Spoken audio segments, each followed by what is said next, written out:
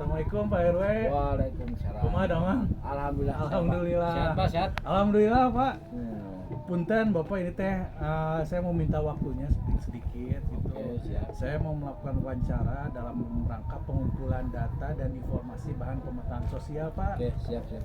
Pertama Pak, Bapak teh kan ketua RW 13. Ya. RW 13 itu berapa RT Pak?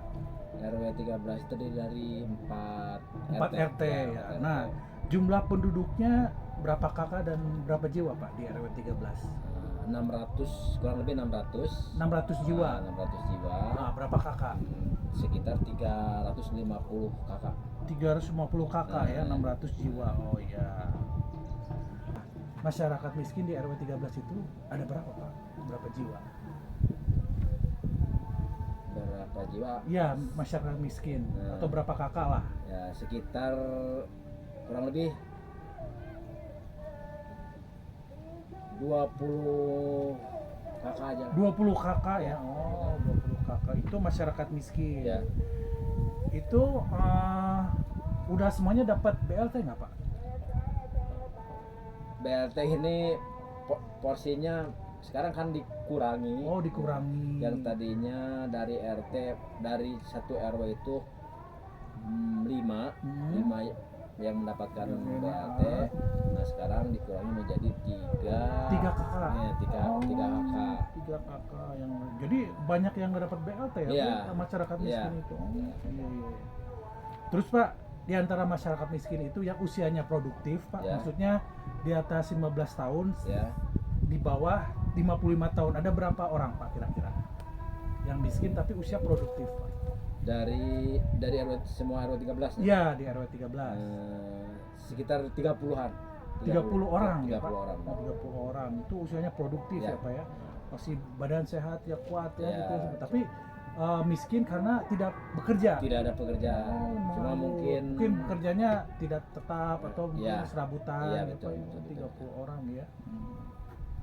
Nah, itu adalah kondisi demografi di RW 13.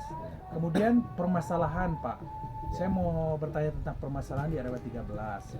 Yang pertama ada terkait penduduk. ya. Tadi angka kemiskinan cukup besar ya Pak ya, ada dari 350 kakak itu 20 kakak itu ya Iya, miskin iya, ya. iya. Dan cuma 3 kakak yang dapat BLT. Iya. Berarti sekitar 17 kakak tidak mendapat BLT. Iya. Kemudian angka pengangguran juga cukup tinggi ya, ada 30 orang. Anak putus sekolah tidak ada. Nah, anak yatim Pak, anak yatim ada berapa? Nah, kalau anak yatim dari data kemarin saya pas posisi dimintai data sama desa yang usia di kalau usianya Ya, nah dia di udah SD di RT 4 ada 4 orang. T4 4 orang Nah, ya. itu di SD sampai ke Balita ya, di Balita sampai ke SD. Di RT 4 ada 4 orang, di RT 1 ada 3 orang. 3 orang. Di RT 2 ada 4 orang. 4 orang. RT 3 tidak ada. Tidak ada. Jadi skor total 11 orang ya. Nah, itu usia di balita sampai SD. Ya, udah cukup aja Ya. itu Pak ya. Kemudian untuk permasalahan terkait sarana prasarana Pak. Ya. Ya. Di RW kita udah ada balai RW Pak? Belum ya? Belum. Belum. Pos ronda juga udah Pos ronda hancur. gimana? Dulu pernah ada. Nah, sekarang karena bangunannya bukan bangunan itu bangunan rumah, Jadi, punya lahan orang lain. ya. Nah, tidak ada sekarang. Ada madrasah ya. Ya. Kalau posyandu Pak RW ada berapa? Nah, posyandu juga tidak ada. Tidak ada. Tidak ada karena lahan juga tidak ada. Lahan tidak ada. Ya. Untuk masjid ada berapa Pak? Masjid Jami atau Masjid Kids ya? Masjid Jami Kalau Masjid Jami di RW 13 cuma satu. ya. Al-Muawana itu ya. Ya, Al-Muawana. Ya. Kemudian untuk fasilitas olahraga Fasilitas olahraga cuma satu. Lapang voli ada? Lapang voli hanya ada di wilayah ini. Oh ya, Ya, di Bumi cuma Arum di ya. Bumi Arum. Satu lagi Nggak ada. nggak ada ya. Itu aja cuma voli aja ya. Untuk pemakaman ada Pak? Pemakaman alhamdulillah ada di RW 13 ada wakaf dari Peru satu, sama di umum ada di dekat desa. Baik, satu lagi terakhir Pak RW. Tadi kondisi demografi sudah, permasalahan sudah. Kemudian saya mau bertanya mengenai potensi. Nah, potensi daerah. Nah, di daerah Bapak itu ada pertanian, perikanan, peternakan ada nggak di RW 13? Yang ada hanya pertanian, Pertanian, padi ya Pak? padi, sama apa? Nanam bonteng, Iya. sebatas gitu.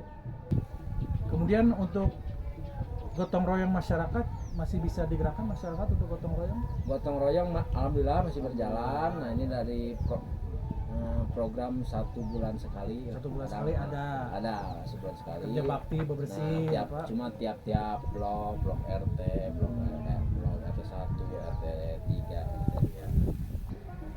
Kemudian untuk sarana prasarana fasilitas jalan gitu tidak ada jalan yang rusak atau jalan yang perlu diperbaiki atau ada jembatan yang Untuk jembatan tidak ada, cuma akses ke area masuk ke kampung. Nah, ada beberapa yang harus diperbaiki. perbaiki. Tapi Sudah diusulkan sudah ya? dimasuk ke musrembang desa. Oh ya musrembang, alhamdulillah. Baik, terima kasih Pak RW sudah Sama-sama, menyisihkan siap. waktunya untuk Siap. kami melakukan wawancara. Siap tuh. Dan mudah-mudahan kegiatan kita dalam rangka pemberdayaan masyarakat nanti bisa terlaksana. Amin. Terima kasih Pak RW. Sama-sama, Assalamualaikum Pak. warahmatullahi wabarakatuh. Waalaikumsalam warahmatullahi wabarakatuh. Assalamualaikum warahmatullahi wabarakatuh. Pak Sekdes, perkenalkan saya Iman Prasetya dari DPRD Provinsi Jawa Barat Pak. Mohon minta waktunya sedikit Pak. Kami akan melaksanakan relasi sosial dengan melibatkan pemerintah desa, kelurahan atau unsur organisasi masyarakat. Jadi tema relasi sosialnya itu adalah bekerja sama dengan pemerintah desa Cangkuang dalam pemberdayaan masyarakat dan pengentasan kemiskinan. Nah, di desa Cangkuang sendiri Pak, kemiskinan warga miskin ada sekitar berapa kakak atau berapa jiwa di desa Cangkuang Pak? Dijawab sesuai dari data DTKS, data terpadu kesejahteraan sosial yang berubah nama jadi data SM, data terpadu yang berubah nama. Iya. Dari konsumsinya itu dalam aplikasi tersebut sekitar 511 orang jiwa. 11 jiwa, jadi sekitar 11 511 jiwa itu juga masih harus divalidasi terus ya. Bagaimana desa Cangkuang sendiri melaksanakan kegiatan pemberdayaan masyarakat yang rutin setiap tahun untuk warga miskin di desa Cangkuang itu Pak? Kalau dari program dimulai dari program nasional, karena desa pasti mengikuti program prioritas nasional. Tentunya tadi kan memang di sini memang bantuan, cuman bantuan itu memang sebenarnya perlu bantu karena salah satu dari program dana desa itu BLT. Ya. Bantuan langsung tunai dana desa itu dari mulai tahun 2020. Jadi seharusnya tapi di lapangan itu suka bentrok. Iya. Jadi seharusnya kita ketika menetapkan dengan peraturan kepala desa tentang PLT tahun ini untuk 2025 berkurang, jadi maksimalnya itu anggaran dari dana desa 15%. Oh iya. Nah itu jadi totalnya satu desa 56. Nah satu RW kan pecah-pecah, ada yang 3, ada yang 4. Itu juga bagus karena kan mengentaskan kemiskinan desa. Nah bagusnya tuh kalau misalnya satu orang itu 1 tahun berarti kan mendapatkan tidak diganti-ganti 1 tahun 3.600.000. Menurut saya itu cukup untuk mengutarakan memenuhi kan tadi sebagai jadi berkelanjutan. Jadi Pak Sekdes, salah satu program pemberdayaan masyarakat adalah melalui pemberian bantuan ya, bantuan dalam hal ini bantuan langsung tunai ya, 300.000 per orang. Dan itu kalau misalnya cerdas warganya ya bisa dijadikan modal usaha ya, itu seperti itu. Tambahan juga dari dana desa juga ada tambahan sosialisasi. Sosialisasinya ataupun rapat mengenai UMKM. Yang paling kita sosialisasi mengenai itu. Jadi kita mengundang bisa dari universitas atau bisa dari dinas koperasi UMKM yang jadi pembicaranya. Ya, untuk membantu usaha para penerima bantuan tersebut ya, Nah, supaya itu. bisa bergulir gitu ya. Ya. Nah, Pak Sekdes, jadi selain kemiskinan ini juga ada masalah yaitu pengangguran. Betul. Pak.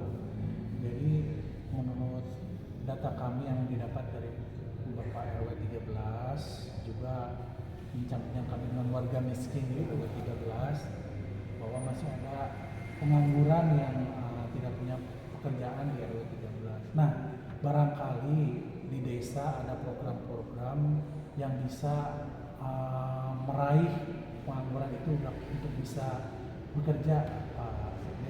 Apakah ada program infrastruktur misalnya nanti ada padat karya bisa diikutkan atau ada program pelatihan gitu, gimana Pak? Pak Luar biasa. Memang bertepatan di tahun 2025 kalau di pabrik berarti kan hampir semua rata-rata pabrik ada PHK.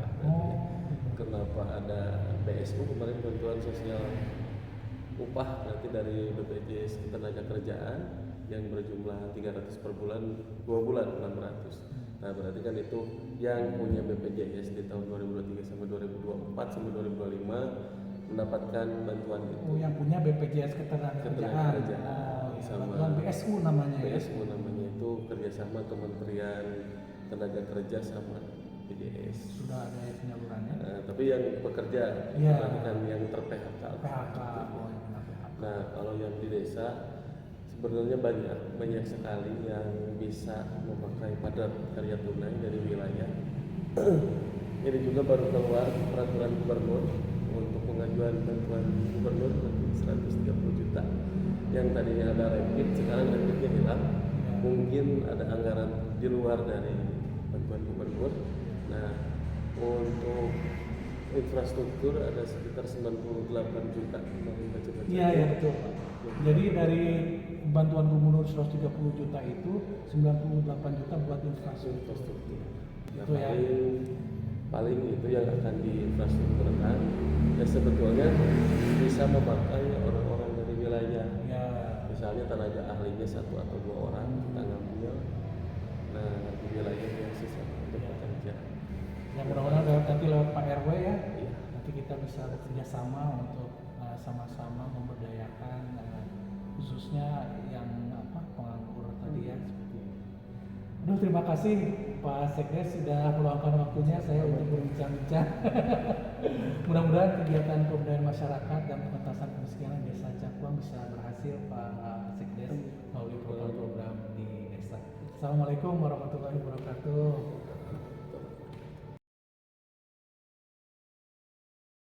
Assalamualaikum warahmatullahi wabarakatuh. Waalaikumsalam. Damang Obing, Alhamdulillah. Obing punten nyunkeun waktosna sedap. Saya sedang melaksanakan pengembangan kesadaran kritis masyarakat untuk perubahan berbasis nilai kearifan lokal. Minta izin mengajukan beberapa pertanyaan sama kita, dialog aja Pak ya, bebas. Untuk nama Pak Obi, Pak Obi, alamat Bojongkoneng, Bojongkoneng. Usia berapa sekarang? 65. 65 tahun. Oh iya. Keluarga, istri, anak? 4. Anak 4. Istri masih ada? 2. Istri masih ada. Masih ada. Oh iya. Anak 4. Punten pendidikan terakhir Oh, SD. SD ya dulu ya. Nah, Obing dari dulu sampai sekarang pekerjaan Obing itu apa aja? Dari dulu sampai sekarang pernah apa aja? Pernah jadi apa aja? Yang dulu mah itu tani, Bertani ya, terus di sapam. satpam. Sekarang nganggur lagi. Oh, sekarang nganggur lagi. Kalau waktu di Bumi Arum jadi apa itu? Jadi Sapam aja. waktu ngambil sampah nggak? Waktu ngambil sampah kemarin anak berhenti. Oh, berhenti sekarang ngambil sampah? Oh, Itu yang punya tanah sudah berhenti. iya. Sudah bisa diambil kan. Iya, iya. Pak Obing, kemarin kan Pak Obing masih ada pekerjaan ya ngangkut sampah. Sekarang berhenti, Pak Obing jadi nganggur. Ya. Nah, rencana kedepannya Pak Obing mau bekerja di mana Pak Obing yang untuk menghasilkan pendapatan lah gitu Pak Obing. Iya di mana aja. Oh, Kalau yang di mana-mana mau itu kalau ada pekerjaan oh, kalau ada pekerjaan mah di mana-mana juga mau ya. mau. Oh iya iya iya. Kalau misalnya desa misalnya lagi ada kegiatan pembangunan misalnya, ya terus Pak Obing siap nggak kalau misalnya nanti Iya.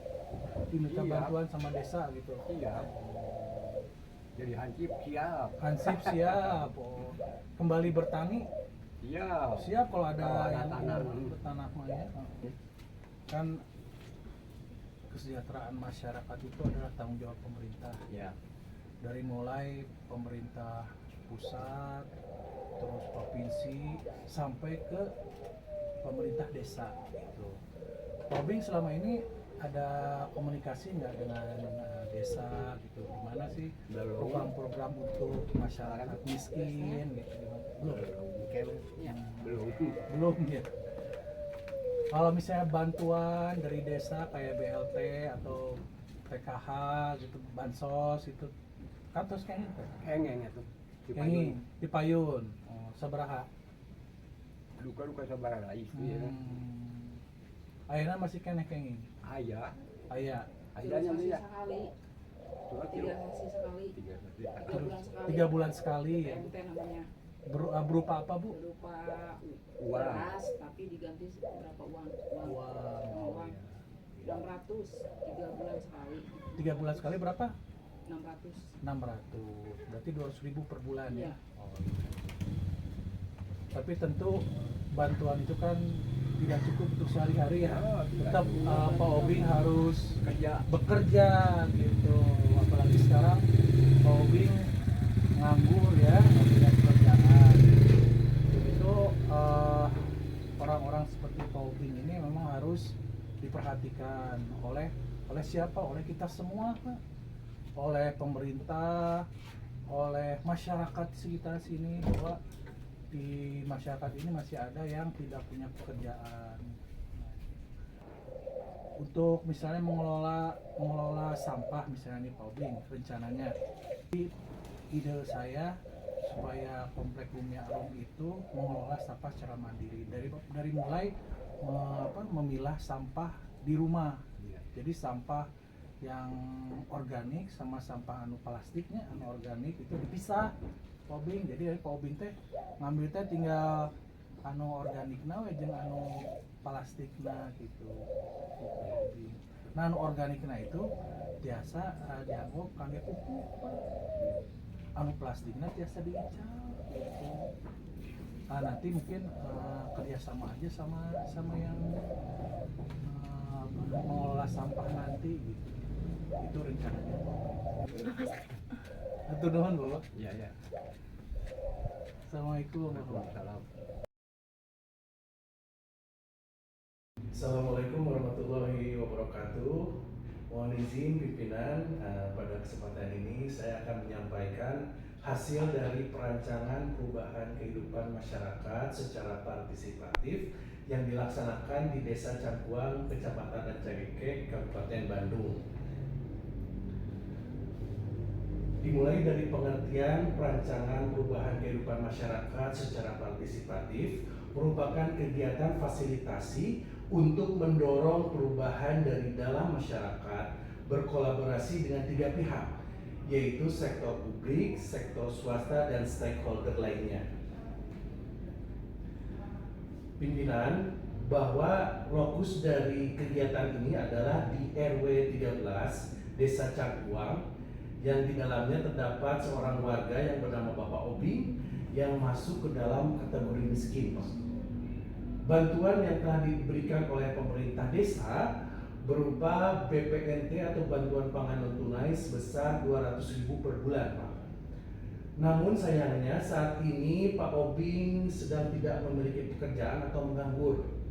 Namun Pak Obing memiliki semangat untuk bekerja apa saja sesuai dengan keahliannya, Pak. Pengalaman Pak Obing dalam bekerja adalah sebagai petani, pernah menjadi kuli bangunan, pernah menjadi satpam dan pengangkut sampah. Perancangan perubahan kehidupan masyarakat secara partisipatif dimulai dengan kolaborasi dengan Ketua RW 13. Hasil dialog saya dengan Pak Opi, Ketua RW 13 Desa Cakuang, menyampaikan bahwa warga RW 13 terdiri dari 300 kakak dan 700 jiwa. Sebanyak 20 kakak atau 70 jiwa masuk ke dalam kategori miskin. Hanya 3 kakak yang mendapat alokasi BLT dari pemerintah desa, Pak. Dan Pak Obing insya Allah akan diusulkan untuk mendapatkan bantuan BLT tahun ini. Dan Pak RW juga akan membantu mengusahakan kembali Pak Obing untuk dapat bekerja kembali sebagai pengangkut sampah. Kemudian perancangan perubahan kehidupan masyarakat secara partisipatif dilanjutkan dengan berkolaborasi dengan pemerintah Desa Cakuang. Hasil dialog kami dengan Sekretaris Desa Cakuang menyampaikan bahwa warga miskin di Desa Cakuang penerima BLT sebesar 300.000 per bulan sebanyak 511 jiwa. Dan juga permasalahan di Desa Cakuang adalah banyak juga warga yang nganggur, Pak, karena terkena PHK. Kemudian Pak Obing sebagai warga miskin di RW 13 akan diusulkan untuk memperoleh BLT meskipun tidak full 12 bulan karena bergantian dengan warga lain yang belum kebagian, Pak. Kemudian kabar baiknya, pembangunan infrastruktur di Desa Cakuang melalui bantuan keuangan provinsi sebesar 98 juta akan digunakan untuk rehabilitasi jalan desa dengan pola padat karya tunai, Pak. Dan dengan pola ini, Pak Obing akan dilibatkan dalam pembangunan infrastruktur pola padat karya tunai. Demikian kegiatan yang telah kami laksanakan. Terima kasih. Intinya bahwa proses pengembangan masyarakat harus menjadi proses masyarakat yang dimiliki, dikuasai, dilangsungkan oleh masyarakat sendiri. Atur nuhun, Pak. Assalamualaikum warahmatullahi wabarakatuh. Waalaikumsalam warahmatullahi wabarakatuh. Assalamualaikum warahmatullahi wabarakatuh. Saya Iman Prasetya. Dalam menjalankan tugas saya sebagai aparatur sipil negara, saya memiliki kewajiban untuk bekerja secara profesional, jujur, dan akuntabel. Dan saya berusaha untuk menghindari berbagai jenis perilaku korupsi, yaitu yang pertama suap, yaitu menerima atau meminta imbalan berupa uang, barang, atau fasilitas untuk mempengaruhi keputusan atau memberikan kemudahan tertentu. Yang kedua, gratifikasi, yaitu penerimaan hadiah atau fasilitas yang berhubungan dengan jabatan, kewajiban, atau tugas seorang ASN. 3. Penyalahgunaan kewenangan untuk mengambil atau menggunakan uang atau barang negara untuk kepentingan pribadi. 4. Penyalahgunaan jabatan, yaitu menggunakan jabatan untuk kepentingan pribadi atau kelompok tertentu yang merugikan negara. 5. Benturan kepentingan atau conflict of interest, yaitu terlibat dalam pengambilan keputusan yang menguntungkan diri sendiri atau keluarga. 6. Markup atau manipulasi anggaran, yaitu menggelembungkan nilai anggaran atau memanipulasi laporan keuangan. Saya menyadari perilaku korupsi membawa berbagai resiko serius, baik secara pribadi maupun kelembagaan. Yang pertama adalah resiko hukum dan administratif, berupa sanksi pidana, penjara dan denda, dan sanksi administrasi berupa pemberhentian tidak dengan hormat atau PTDH. Yang kedua, risiko finansial, yaitu kehilangan penghasilan karena pemecatan dan penyitaan aset pribadi sebagai pengembalian kerugian negara. Yang ketiga, resiko sosial, yaitu rusaknya reputasi pribadi dan keluarga, kehilangan kepercayaan publik dan relasi sosial. Yang keempat, resiko terhadap instansi karena merusak citra dan kredibilitas lembaga pemerintah dan menghambat efektivitas pelayanan publik. Yang kelima, risiko terhadap pembangunan dan negara karena menyebabkan kebocoran anggaran dan menghambat pembangunan, memicu ketidakadilan sosial dan melemahkan tata kelola pemerintahan. Demikian jenis perilaku dan risiko korupsi dalam menjalankan tugas saya sebagai ASN. Mari kita bangun negeri tanpa korupsi. Wassalamualaikum warahmatullahi wabarakatuh.